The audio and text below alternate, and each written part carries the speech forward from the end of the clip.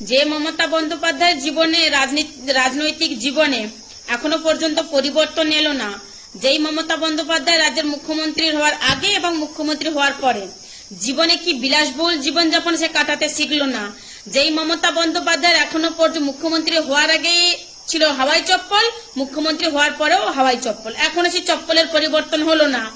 যেই রাজ্যের মুখ্যমন্ত্রী মমতা বন্দ্যোপাধ্যায়ের মুখ্যমন্ত্রী হওয়ার আগে সেই সুতির সাদা শাড়ি, এখনো পর্যন্ত মুখ্যমন্ত্রী হওয়ার পরেও সেই সুতির সাদা শাড়ি।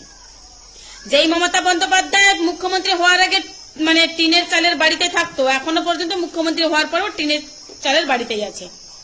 যেই মমতা বন্দ্যোপাধ্যায় বিলাসবহুল জীবনযাপন কি কাটাতে কোনোদিনই শিখেনি, তার একটাই উদ্দেশ্য মানুষকে পরিষেবা দেওয়া, মানুষকে ভালো রাখা, তার বাংলাকে এগিয়ে নিয়ে যাওয়া, বাংলার মানুষের পেটে ভাত দেওয়া এবং মুখে ভাত খাবার তুলে দেওয়া। সেই বাংলার মুখ্যমন্ত্রী মমতা বন্দ্যোপাধ্যায়কে নিয়ে রোস্ট করছো, বাহ।